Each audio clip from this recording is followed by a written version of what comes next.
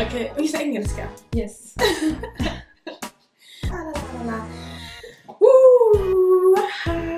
Okay.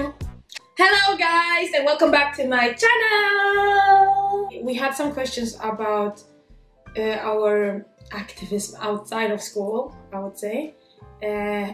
Have we done any volunteer work? Have you done any volunteer work, Annika? Yes, I have been doing different kind of stuff. I don't know what you count as voluntary work, but the most obvious one is the Student Council and the Association of Foreign Affairs in Lund, the UPF, where we work with international topics and invite lecturers and discuss current issues concerning world politics, which I think was very valuable for acquiring knowledge and having fun at the same time. But I didn't do that before I applied for any internship, so I don't think that is an requirement like that. But I think in any case, it's good if you have voluntary work on your CV. And what kind of voluntary work would you say is better? Voluntary work that is relevant to your field where you want to go. So for me, that was human rights, and that's why I did something for Amnesty International. I did something for the Center for, I don't know how to translate that, but the Asylum Group, is it called, in Malmö. And I did that in Germany as well. So yeah, that and then the student organizations. And how do you think that's relevant for people to be? Would you recommend it for people to be active? Do you mean like the Student Council or the The Student Council, yeah. I would recommend it of several reasons. One is that you actually get an insight into the institution where you're studying, and for me that did a lot. I was very shy and did respect all these teachers so much. I was wow, so concerned of failing, but being a student representative and being a member of some meetings with the teachers showed me that it's just normal people and you don't have to be afraid. It just took all this tension out of it, kind of. So in that sense, that was a very good, for your self-confidence, it's very good. It's also good because if you have positions like being the chairman or the head of the council, you get some experience of leading a meeting and structuring a meeting and people trusting you, which is a very nice experience. And also it's good to, if you should fail in a task like that and learn, then it's good if you do it in such an environment and not later. That is very true. Yeah. And you can use that on your resume as well? Yes. Exactly. And I agree with Annika about the structuring meetings. If you can even join your high school student council groups, anything in high school that can teach you how to plan a meeting, how to organize a seminar, how to hire in lecturers to your high school. Such things are so valuable when you apply for anything, jobs, internships, masters maybe, I don't know. Anything that wants your CV. Yeah, exactly. Because only saying that I've planned a seminar about global goals in gymnasium, and we had 20 students coming and talking about feminism. I don't know. Anything is valuable. And I joined, I was politically active in high school. I'm gonna quit with there. I was politically active in high school. You wanna research? You can research. I learned so much. I learned so much about how to contact people to come speak on events, how to make a plan from plan A to wherever you're going and make that actually work. Yeah. Because there's so many factors, and if you can motivate that on an interview, saying I like planning because of this and this, and when I plan I focus on this aspect, maybe, I don't know, depending on the questions, they will know that you've done something like that before, not just saying I like planning because I'm an organized person. Yeah, that's kind of these empty words. Anyone can say that, but if you say I like planning because when I was planning this event in 2014, we did it, what I learned from that was that, and what I could have done better was that, and what I, then you have something to actually bring to the table, and then she or he will start listening, like, okay, she's done something, and this is what she learned from it, or him, everybody. Yeah. So, yeah, facts. Have something to bring to the table. It can be so small. You can join a little group. You can join anything. You can do anything. Even if you're working, I don't know. Maybe you have extra work. I had extra work as a waitress. Oh yeah. Maybe you can be the charge of all the waitresses there. Yeah. And maybe plan the schedule. Or I don't know. It's the same principle. Like, I can do it. I can do it. Just take all the chances if you want to be this kind of ambitious person. But what we want to say is, like, being an ambitious person is not about being born like some special, talented, I don't know what. It's just like about being available. Being available, seeing opportunities and creating them for yourself. And I would say both of us, we do not have the ideal preconditions, because I wasn't even talking Swedish properly in the beginning. And yeah, but true. And I have not had any social network here. It's not like we are both from this rich diplomatic families, not at all. About volunteering, we haven't volunteered like with an organization going somewhere. We haven't done that. I think mostly if you want to do something like that, think about ethics, please. Just think about ethics and you will be okay. If you want to volunteer work. Maybe you can explain what you mean by that.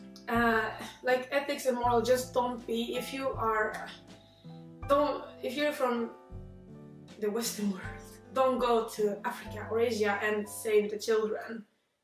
If you want to do something like that, like, educate yourself about ethics and morals, educate yourself about cultures, educate yourself about everything that concerning what you're gonna do, and don't be like, I'm just gonna do this for the clout, for the Instagram likes, for the Facebook likes, to say it to someone, to be a good person. If you want to volunteer, then volunteer here. There are homeless shelters probably in Sweden that you could go to instead of taking pictures of children and uploading on your Instagram. Donate. Go to the webpage unfm.se. Donate to those bidrag, to those projects that needs the money. Yeah, I mean, there's so much misery in this country as well, so maybe start there. And if you want to go somewhere else to see other countries, you can also do it by traveling. And if you want to go abroad with another organization, then maybe make up your mind why you're doing it. Really, like, research yourself. And like research the organization. Yes, exactly. And like, have a bigger goal with it than like help the others and being the savior kind of, because you are not. No, because you're not. Exactly. So volunteer work, education. How about language skills, Annika? You are very bilingual. Yeah, and I would say, like, embassies and diplomatic jobs, learn your languages. Do your language lessons. Like, I think for Swedish diplomats it's Spanish, French, Russian, German, English and Swedish, Arabic, Chinese, which is these are the most wanted. And I think you need at least English, Swedish, French, or English, Swedish, German, or English, Swedish, Spanish. Even the same for the UN, and the same for like the international courts. They want French, most of them. And then it depends on what direction do you feel like working for. Do you feel like, I don't know, Russia is an interesting area like I do, then of course I try to, as early as possible, focus on learning Russian. She's amazing. So I'm far from fluent, but no one nowadays speaks Russian, like in the Western countries. So it's such an advantage to have these odd languages as well. And languages.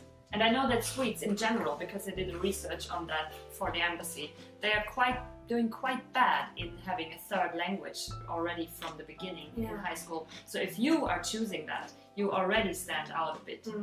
I speak Swedish, English. I speak my mother tongue, my Kinyarwanda. I speak French. Kinda. I can travel in Morocco by French. Yeah. No, but I try. I listen to French news. I watch French series on Netflix because sometimes you just want to chill, but then a French series, then I'm maintaining it a little bit. So I still have it there in the background. Now when I'm going to Tanzania, I'm doing Duolingo Swahili. Wow, you are amazing. Just to like try, because why not? It's fun. Yeah. And it's needed. And this is not only obligation, it's also fun. Most of all, I think. Yeah. And also this has to be fun for you, because if it's just like annoying, then maybe you should consider doing something else. Because truly, because it is a lot of work if it does not come kind of naturally. So if you really think these topics are interesting, you think it's exciting to do internship, you like languages, then it won't be hard work. Go on exchange. Like English is so, we already know English, but we can be better, and it would just be funnier if you feel comfortable in English as well, because the readings are in English in human rights. Our books are in English. Masters are usually in English. So it's an advance. Especially if you want to work in the international sector. Yeah, it's an advantage if you start already. Make sure you actually can speak the languages you write on your resume that you can speak. Like don't maybe write levels or stuff like that. How important is it with a big network, Annika? With a big network? Yeah, it's contact network. Oh, it's very important. It's crucial. But on the other hand, I don't have it. I don't have any. We have each other. It's so important. Yeah. I don't have any. Actually, I don't have it. Well, we have our internships now. Yeah. We have our teachers. Yes. Because we made friends with them. Yes. So I focus probably more on having good contacts to former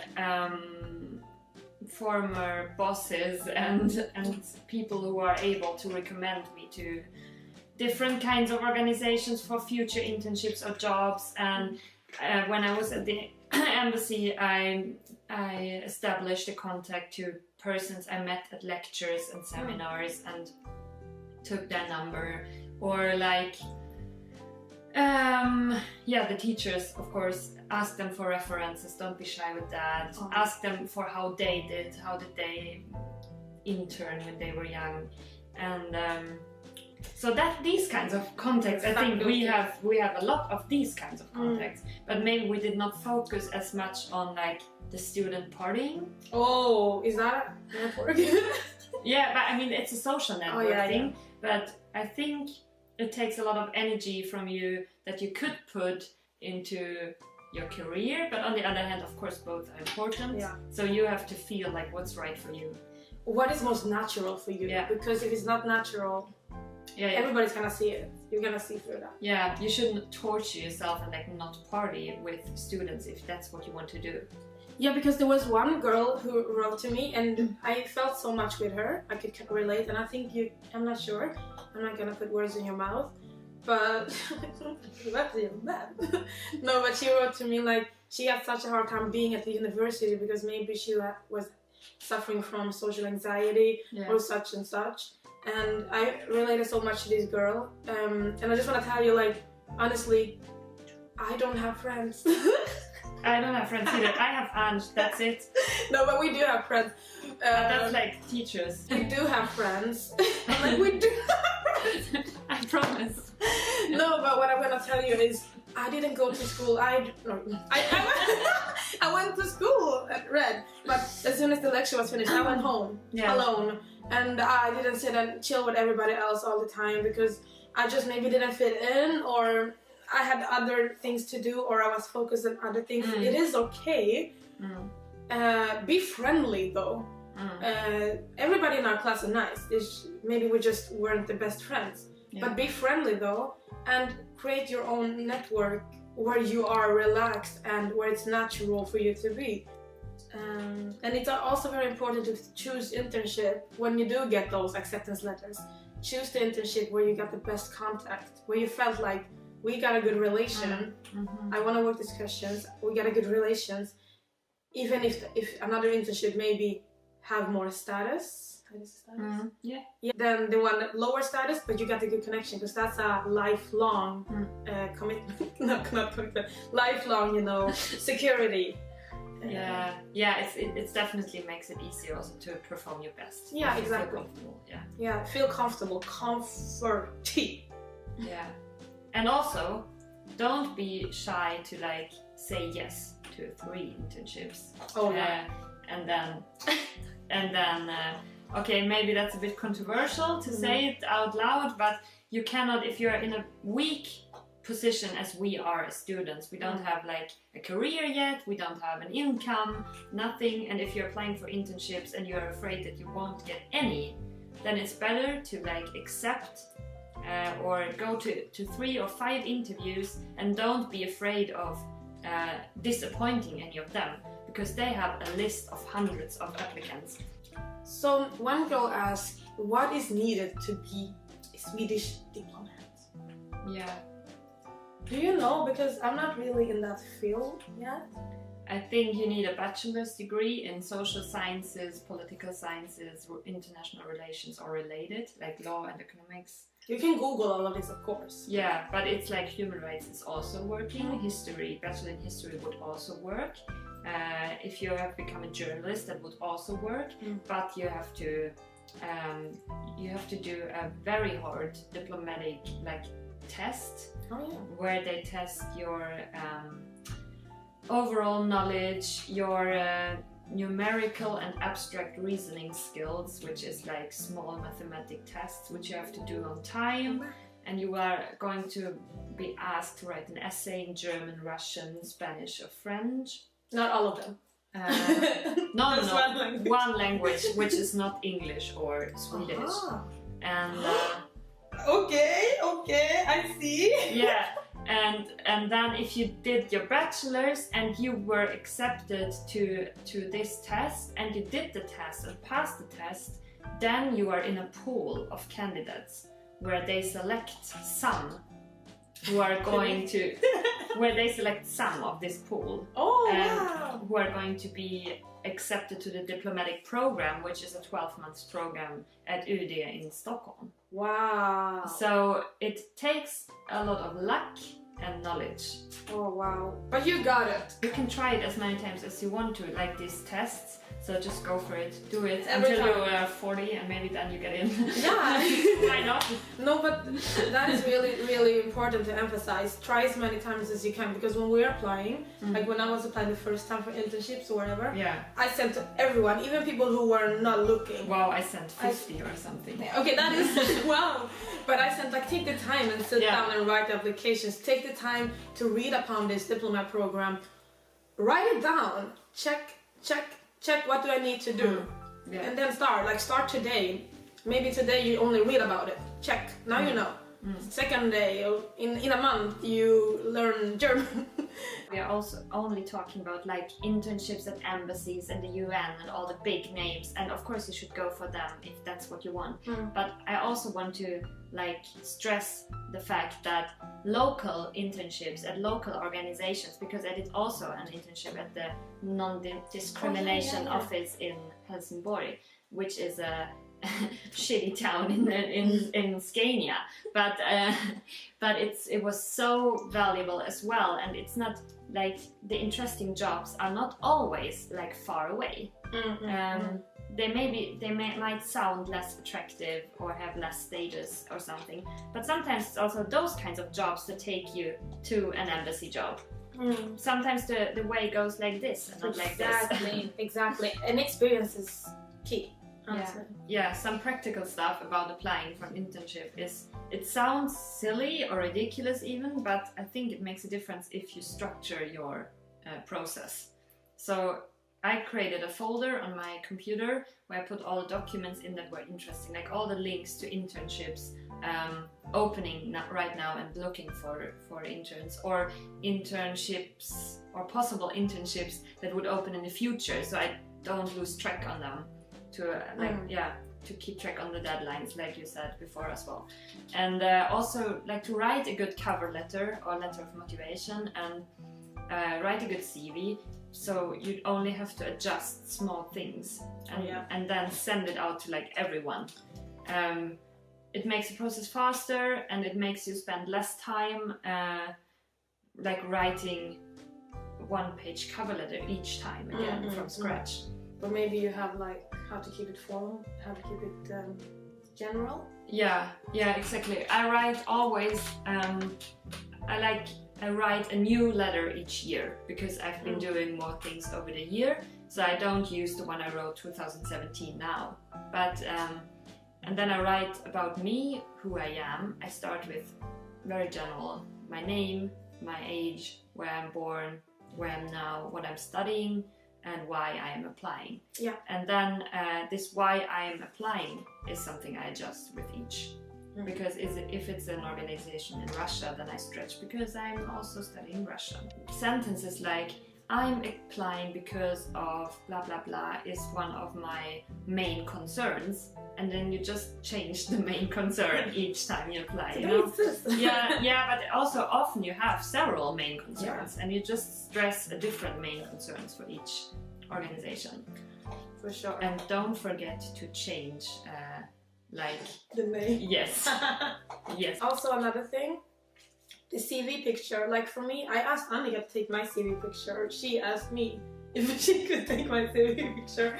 More like that. Very good CV picture. Yeah, very, very good photographer. Aww. No, but for example, like, and I think that actually helped because suddenly I got callbacks. No, but it helps. A good friendly CV picture that is like light and good quality. It doesn't have to be like a lot of makeup and go to a studio, but just like not the Instagram profile. And what picture. kind of background? I think we had something white. Light is the key. So just do that. And I think that I was very concerned about, and that many of you have been when writing to me, is my grades are not that good. Am I gonna get an internship? How important are high grades? No. And I get that, and I had that too, but my grades are not the highest grades. I honestly don't worry about that. Pass, of course you need to pass. And then emphasize maybe, because I have mixed grades, and maybe on 3 things I have the higher grades. And always when I'm applying, I emphasize on that, like, international law is my strongest subject, or something, strongest interest, That also tells on my, because that's when I excel. Yeah. So emphasize on that. If you have one of the best grades in one thing, emphasize on that and use that thing. Exactly. So it's gonna be okay, as long as you pass, honestly. Yeah, and also maybe it should be fun for you to pass as well, because if you just feel like the studying is pain, maybe you should try another subject, or like change what you're studying instead of like forcing it, because then it's not fun in the long run. Yeah, and also learn how to get those higher grades if that's what you're achieving for. Once I started studying with this girl, once I started studying with her, I learned like how to really discipline myself in another way, and it didn't take more because she's studying when she's studying. She's like honestly studying, and I'm like, and she's like, no, but you were studying. Yeah, because you were studying. Sometimes push yourself a little bit more because it's gonna pay off, and it's worth it. Yeah, sometimes it's more fun. Yeah, it's more fun, because then you're like, I really learned that, and I really deserve that grade. Yeah. And I really, you see that your teacher acknowledged what you acknowledge, and that's a beautiful thing. what is the most interesting about studying human rights for you? We already answered that a little bit, but maybe in the beginning, yeah. Really concrete, short and concise. For me, it's like that it connects international politics that really determine human rights, the protection of human rights and implementation of human rights in the countries. It connects that with the humanistic aspect.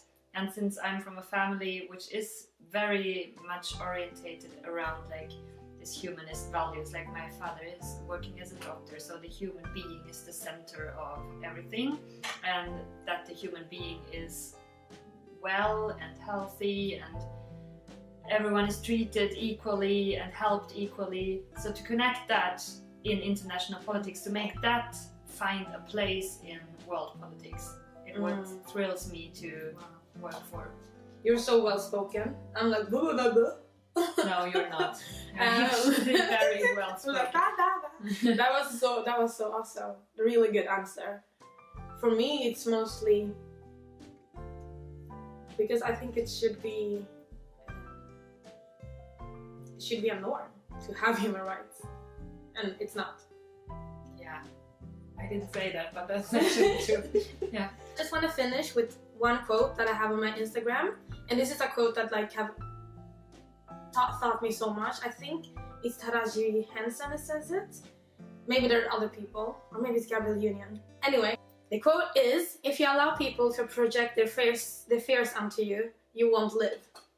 And that's it. Like if you, like Annika said in the beginning, if people are saying, I'm not gonna make this exam, I'm not gonna get this internship, I'm not gonna get this, they're not gonna get it. And if you're standing next to them, getting their negative energy onto you, and thinking the same, you're not gonna get it either.